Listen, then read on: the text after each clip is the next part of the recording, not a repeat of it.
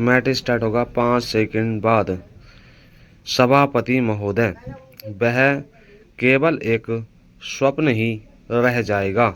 ऐसी स्थिति में मैं अनुभव करता हूँ कि आपातकाल की घोषणा की जाए और इस देश के जो बुद्धिमान लोग हैं उनको लेकर एक सर्वदलीय सरकार स्थापित की जाए। हम यह अनुभव करते हैं कि जिस तरह का शासन इस देश इस समय चल रहा है उससे देश की कोई भी समस्या हल होने वाली नहीं है, बल्कि इस सरकार की गलतियों से समस्याएं बढ़ती जा रही हैं।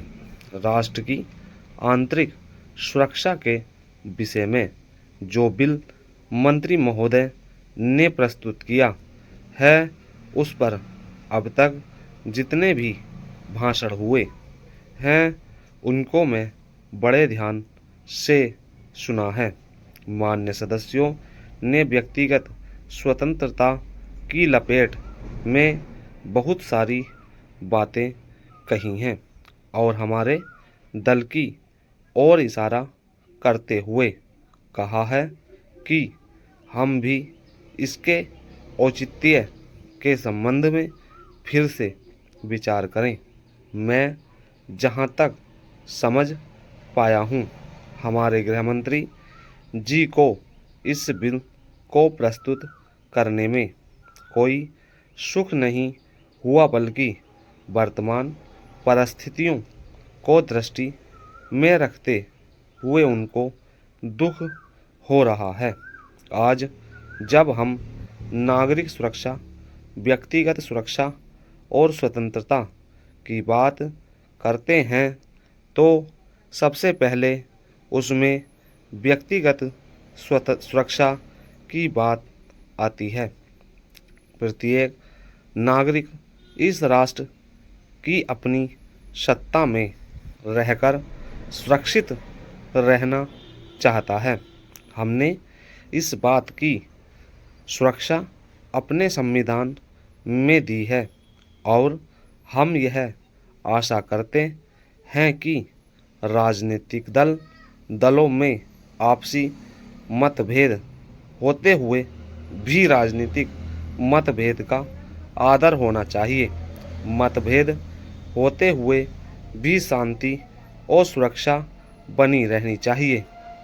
चेंज माननीय सदस्य पूछते हैं कि ऐसी कौन सी असाधारण परिस्थिति आ गई थी जिसके कारण आपको नज़रबंदी बिल लाना पड़ा। मैं आपसे कहना चाहता हूँ कि क्या ही अच्छा होता यदि नेहरू जी की उस बात को जो उन्होंने लोकतंत्र के संबंध में बहुत वर्ष पहले कही थी आज भी स्मरण रखते।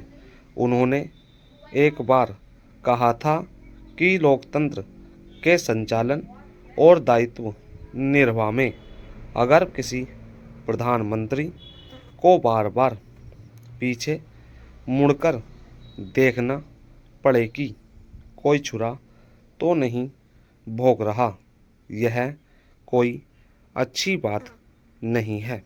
यदि ऐसी परिस्थिति देश में पैदा हो जाए, सांप्रदायिक दृष्टि से देश के विभिन्न स्थानों पर सांप्रदायिक दंगे हो रहे हों, उनका सामना करते हुए यदि हम जनता को सुरक्षा दे सकें तो फिर किसी बिल की आवश्यकता नहीं है।